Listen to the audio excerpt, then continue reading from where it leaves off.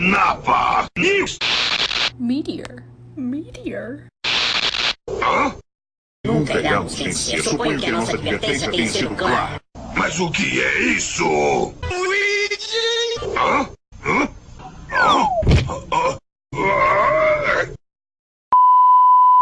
Vegeta!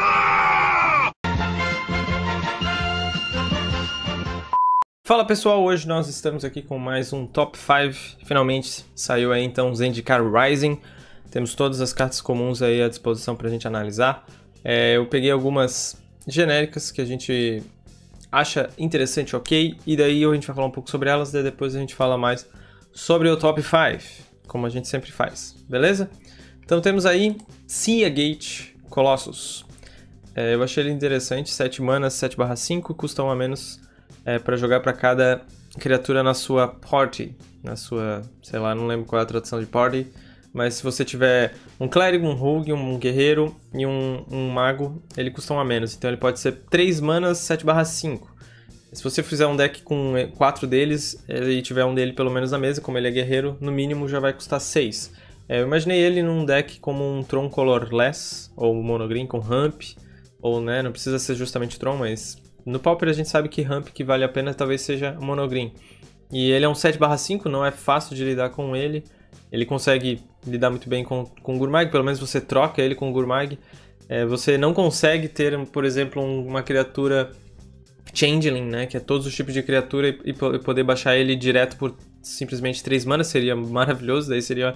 Acho que ele jogaria para caramba se fosse essa a ideia, né, você bota um Changeling e coloca depois por 3 manas esse cara.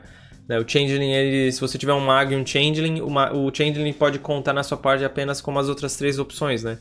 Então, infelizmente, não comba nesse aspecto. Mas eu acho ele interessante porque ele é 7/5, não é fácil de tirar.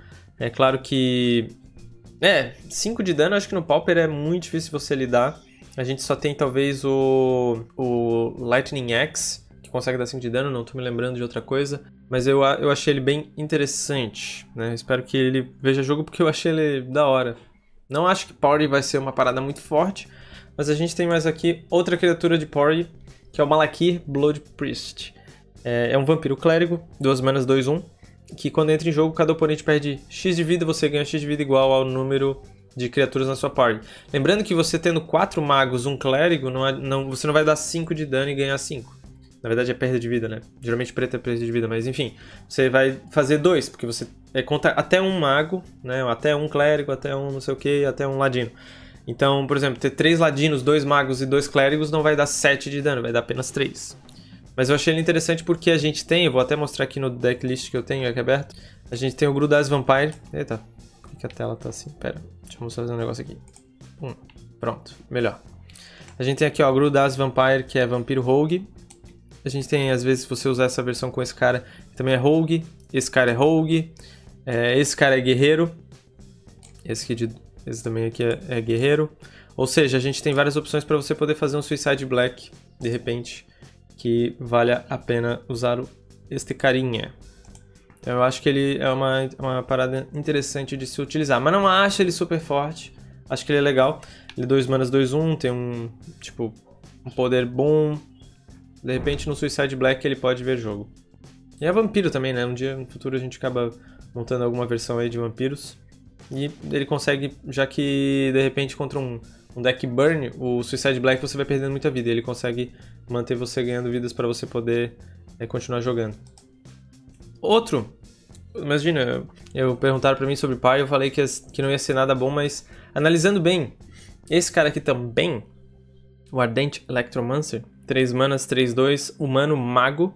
Quando ele entra em jogo, quando entra em campo, na verdade, adiciona uma vermelha para cada criatura na sua party. Então, mesma coisa, né? Se tiver um mago, um guerreiro. Então, ele já é um mago. Ou seja, ele já conta como ele já é um mago. Então, 3 manas, 3/2, que você adiciona uma vermelha. Ele lembra um pouco o Burning Tree Emissary se a gente conseguir botar mais outras 2 criaturas.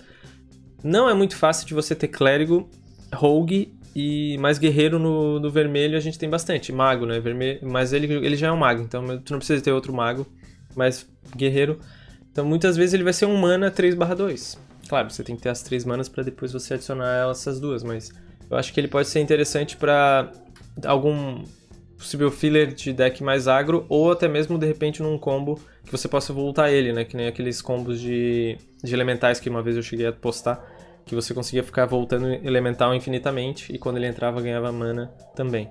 Então eu achei ele interessante, de repente ele pode ver... Não acho que vai ser tipo Tier 1, mas eu acho que vai ser uma carta que pode ver jogo. De repente numa interação mais tipo um Burning Emissary. E falando de mago também, aqui ó, temos um Goblin Mago, que é o Fissure, acho que é Fissure Wizard, que é o 2 manas, 2/1, uma vermelha e uma genérica. Quando ele entra em campo, você pode descartar uma carta, se você fizer isso, compra uma carta. Essa aqui eu achei bem legal, principalmente para decks com Madness, né, que você tem a habilidade quando você descarta alguma carta. E principalmente para, como ele é 2 manas, 2/1, ele lembra muito as cartas de Red Deck Wings, né, que são 2 manas, 2 ímpeto, 2/1 alguma coisa. Quer dizer, a maioria é 2/2 eu acho, mas 2/1 tudo bem, pode tomar Electric e tal. Só que, por exemplo, o Red Deck Wings, se você tiver flodado, se você tiver com muito terreno às vezes, essa aqui é uma carta ótima para você às vezes guardar um terreno na mão, que daí quando você fizer esse carinha, que é 2/1, você pode descartar essa land e daí ainda compra uma carta. Então eu acho que ele pode dar às vezes um gás final ali no deck. Claro que também se você... Acho que 4 manas é o ideal no Red Deck Wings, né? Que você faz, às vezes, um Goblin de 2 manas, ou uma criatura de 2 manas, e depois você faz o Bushwalker, né? Mas esse cara aqui seria, eu acho que interessante demais. E poderia talvez ver jogo um ou outro. E principalmente nos decks de Madness, né? Gruul Madness. Esse cara eu acho muito bom. Ainda mais que aí o Mage Discard, você não é obrigado a descartar. Então você pode simplesmente fazer turno 2 ele e beleza. Aí no final do jogo você pode, né, voltar com ele comprando uma carta ou fazendo justamente um Madness de alguma carta, um Fire Temper. Então eu achei ele bem interessante. 2/1, claro, a resistência dele em 1 atrapalha um pouco, mas eu acho que ele é bem forte se você quiser fazer uma versão de Gruul Madness. E então agora vamos entrar no nosso Top 5. Temos o Tuk Tuk Rubble Fort. 2 genéricas, uma vermelha, criatura barreira, tem Defender e alcance. Então ela bloqueia criaturas com voar. As criaturas que você controla têm ímpeto, 0/3. Então esse aqui, além de ela ser barreira, ela pode ser utilizada justamente no deck de barreiras. Tem a barreira que é incolor, 2 manas. Eu até acho ela um pouco melhor porque a outra, porque é 2 genéricas e tem a habilidade de virar. As criaturas que você controla ganham ímpeto até o final do turno. Porém, essa aqui, infelizmente é vermelha, né? Daí atrapalha um pouco às vezes na cor, porque às vezes lá o deck é monogreen para você fazer ele. Mas essa aqui, as criaturas já têm ímpeto sempre, né? Então aceleraria demais se você conseguisse colocar lá na mesa. Mas eu acho que ela não precisa ser só justamente no deck de barreiras. É uma habilidade incrível. Todas as criaturas que você controla ter ímpeto, eu acho que por si só parece muito um encantamento, só que em forma de bicho. 0/3 é uma resistência até que legal, claro, morre pra raio. Mas ela consegue bloquear muito bem todas as criaturas dos decks de fadas, né? Ninja, quer dizer, o Delver, se não flipar, mas todas as fadas, você para o Ninja, você para o Augur.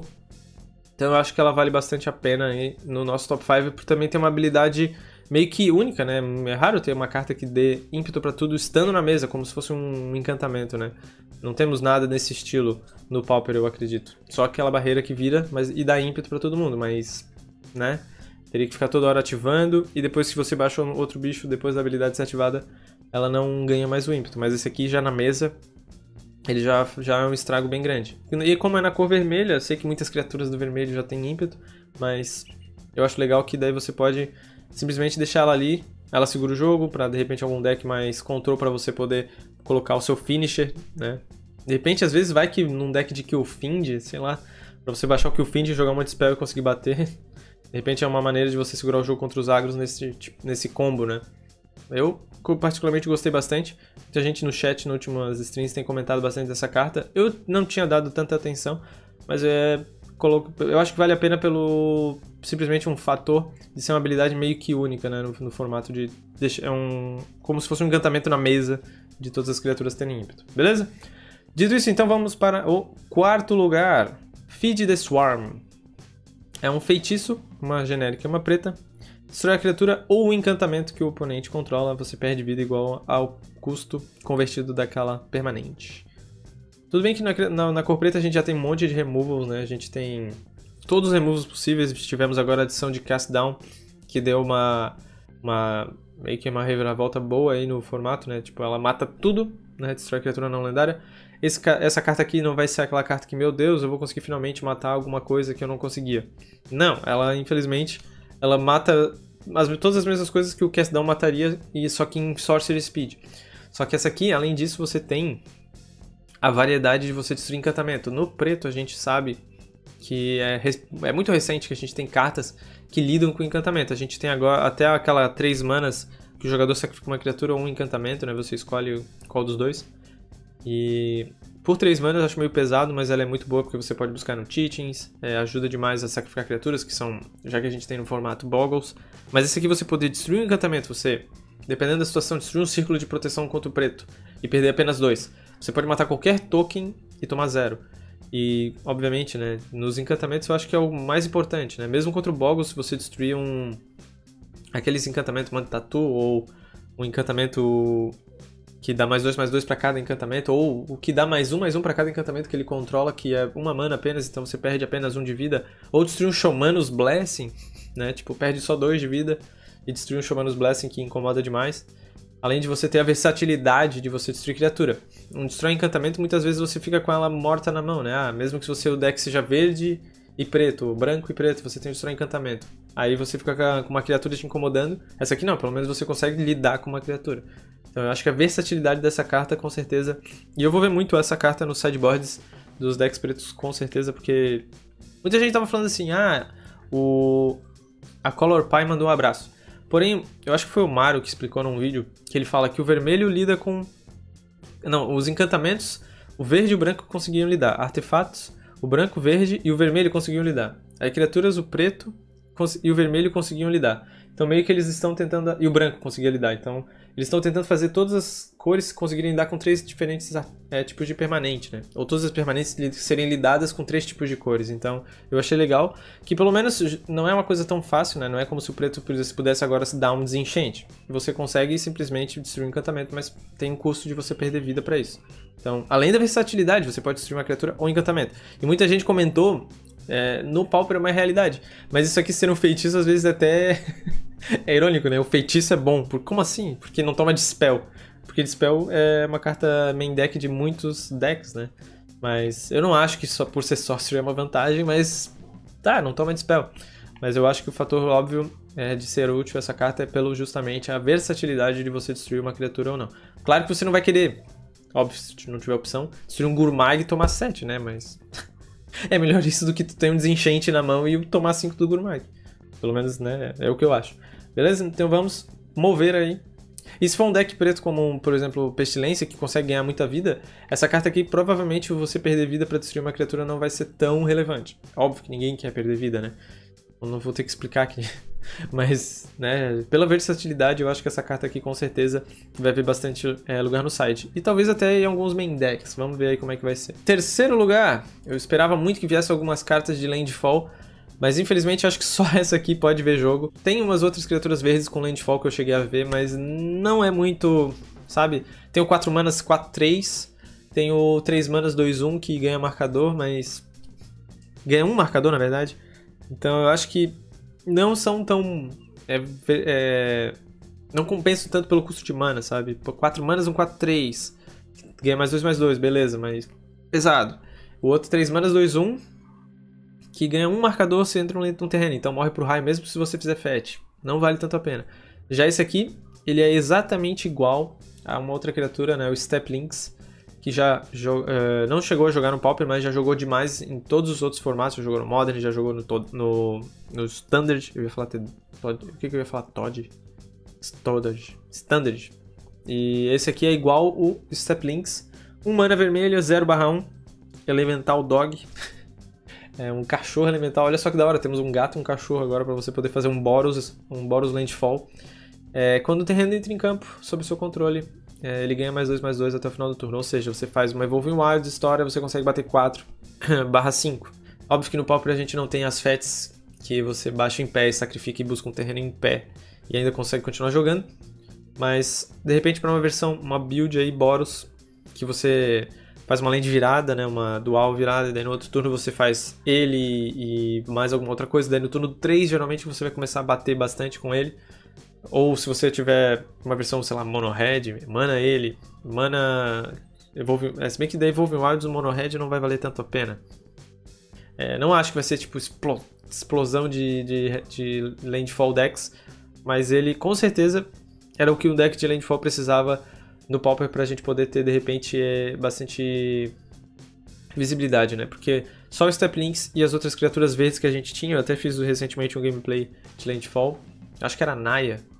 Não lembro agora se era Naya ou se era verde e branco, acho que... Não lembro. E de repente agora dá pra fazer um Boros mais consistente, né? Bota ele, coloca o de 2 manas que tem iniciativa, além do Step Links. Então você tem várias criaturas. Ah, todas são 0/1 Guma. Mas tipo, qualquer land que entra já ficam gigantes, né? Já consegue ficar pelo menos 2/3 por 1 mana. E no deck, você tendo Bounce Land, você consegue reutilizar várias vezes. Eu acho que esse aqui com certeza pode ver jogo. Talvez não só num deck de Landfall, às vezes é um deckzinho mais agro, né? Ou, de repente um Mono Red, mas não vai fazer tanto Landfall. Não sei. Eu acho ele bem interessante pelo fator de ser um mana, acelerado bastante. Muito provável vai jogar bastante no Modern e nos outros formatos, mas no Pauper eu tenho bastante esperança de que ele possa jogar. Simplesmente o Step Links, né? Pra quem não conhece aqui, eu te botar o Step Links. É exatamente igual, só que esse aqui é um gatito. 1 mana, 0/1, +2/2. Temos aí então em terceiro lugar a Kun Hellhound. E em segundo lugar, temos essa criatura aqui, Marauding Blight Priest. 2 genéricas, uma preta, 3/2, Vampiro Clérigo. Ó, de repente Clérigo junto com o Malaki, ó. Tudo Blood Priest. Esse aqui é Blight Priest, na verdade. Esse aqui ele é... Não é esse. Esse aqui ele é Vampiro Clérigo. Esse aqui também é Clérigo, na real. Então não vai adiantar se tiver o outro, mas mesmo assim... Eles combam junto, que ele é toda vez que você ganha 1 de vida. Na verdade, toda vez que você ganha vida, né? Cada oponente perde 1 de vida. Ou seja, se eu ganhar 10 de vida do nada, o oponente só vai perder 1, não é? Se fosse pra cada um, estaria escrito, né? Toda vez que você ganha vida, cada oponente perde aquele tanto de vida. Ou seja, eu ganhei 1, o cara perde 1. Ganhei 20 bilhões de vida, o cara perdeu apenas 1. Então isso aqui comba com o Pristine Talismã, isso aí comba com o Lifeland. Então você consegue com Soul Sisters. Eu fico imaginando esse cara aqui, principalmente no deck de Soul Sisters, né? Que é um mana branco, toda vez que a criatura entra em jogo, você ganha 1 de vida. Então você baixa ela turno 1, turno 2 você faz outra coisa. Às vezes você pode botar esse cara aqui no Soul Sisters, não sei. Só pra ter uma maneira de você dar mais dano. Mas a maioria dos bichos são clérigos, né? Então eu acho que não vale tanto a pena. Então, a não ser que você bote algum mago. Mas esse aqui, com Soul Sisters, deve ser absurdo. Porque toda vez que você ficar ganhando 1 de vida... Baixa Lone Missionary, o cara perde 1 e vai assim, né? Vai drenando o cara. Também comba, agora aí fica a intenção.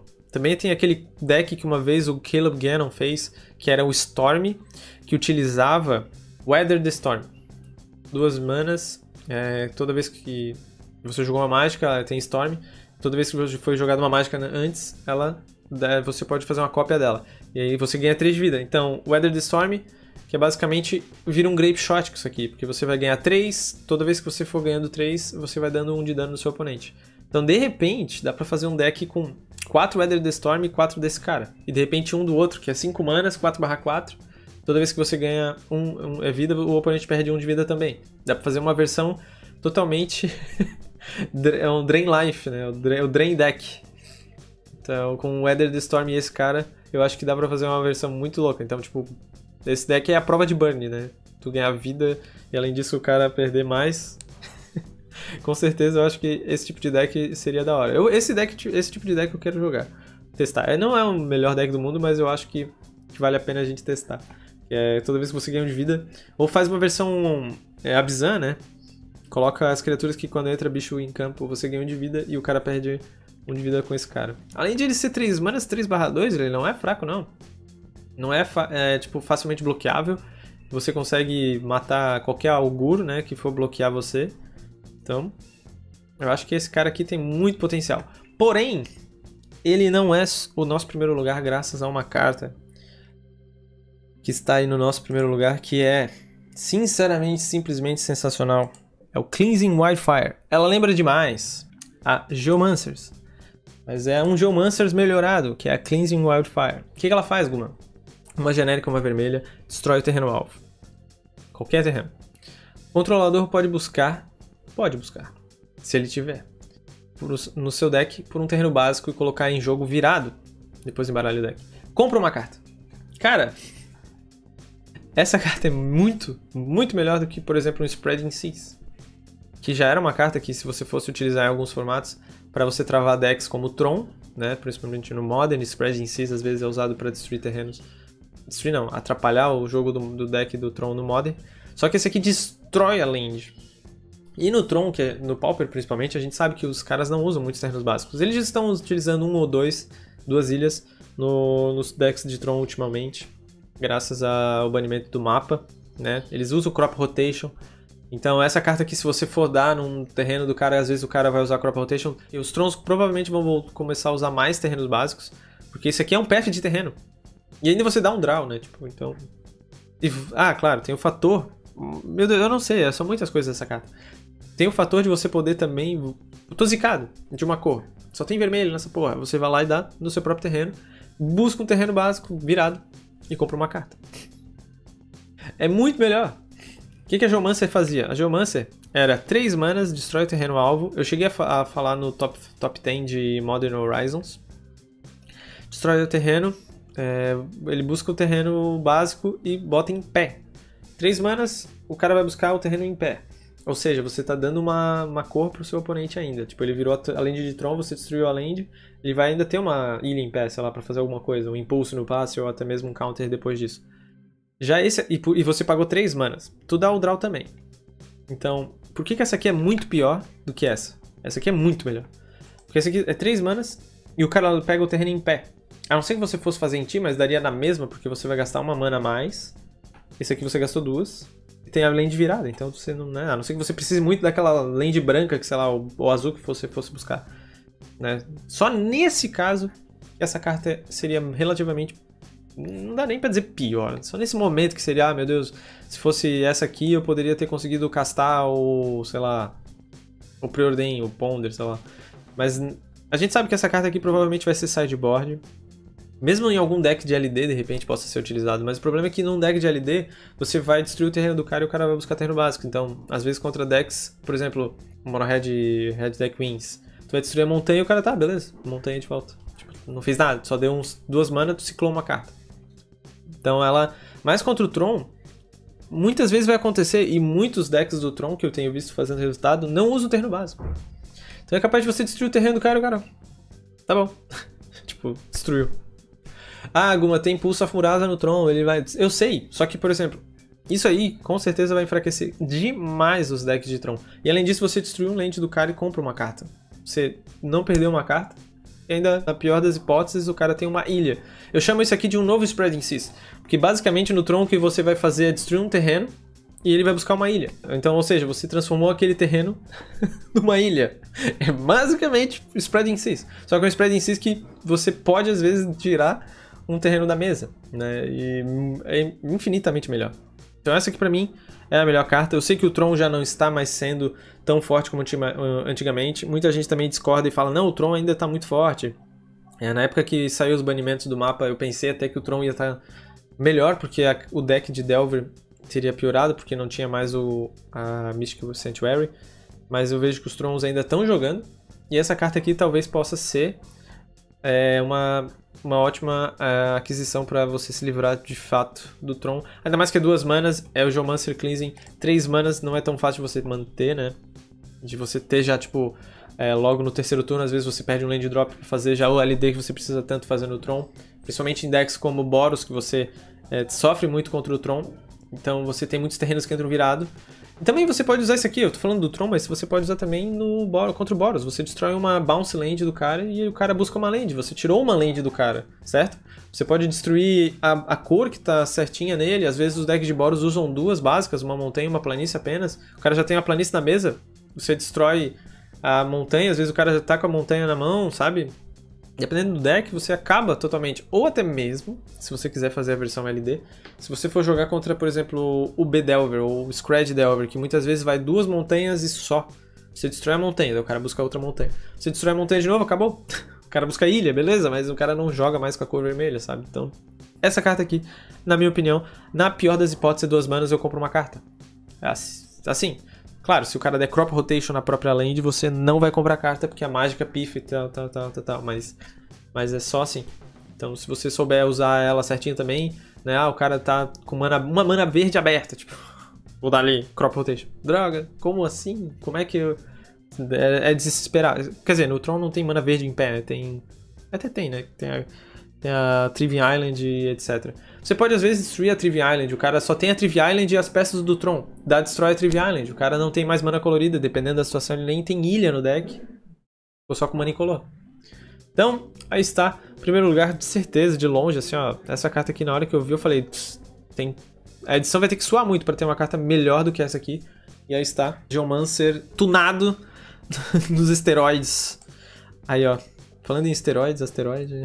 aquele TikTok foi muito engraçado. Mas enfim. Na real, isso aqui parece a mesma carta, né? Parece que tá... Tipo, isso aqui é de longe. E aqui é de perto. Quando realmente viu o estrago da parada. Melhor carta da edição de longe. Espero que vocês tenham curtido este vídeo aí. De top 5 da edição de Zendikar Rising. Eu ia falar Rebirth. Nem lembro o nome todo da edição. É Zendikar. Nova edição de Zendikar. Espero que vocês tenham curtido este vídeo. Se vocês acham que tinha cartas que faltaram aqui, muita gente deve estar pensando naquela carta azul que é um Preordain piorado, que é 2 manas, que é instantâneo, mas no Pauper não tem, acho que vai haver jogo, porque em decks pode utilizar ela, vale mais a pena utilizar ou Preordain ou justamente se for no Tron, aquela carta vale mais a pena usar Impulse, né? Então é isso. Espero que vocês tenham curtido eu ia falar este gameplay, tô tão acostumado. Espero que vocês tenham curtido este vídeo. Se vocês gostaram, deixa o seu like, seu joinha, divulga aí pra galera. Não sou o dono da verdade, de repente tem algumas cartas aí que... Nossa, viajou nessa aqui, essa aqui é uma merda, né? Mas acontece, essa é só a minha opinião, beleza? Se vocês têm uma opinião diversa, comenta aí, né? De modo saudável e etc. Se quiser apoiar o canal, temos aí no link na descrição, temos o Padrim. Também dá uma olhada aí que a gente vai voltar a fazer streams mais frequentes lá na Twitch. E também dá uma olhada nas lojas patrocinadoras, dá uma olhada na plataforma do Banimana, dá uma olhada aí na Vault of Cards, tá bom? São apoiadoras aí do canal. E é isso. Espero mesmo que vocês tenham curtido demais este vídeo. Nos vemos em breve com mais vídeos. Um grande abraço e falou!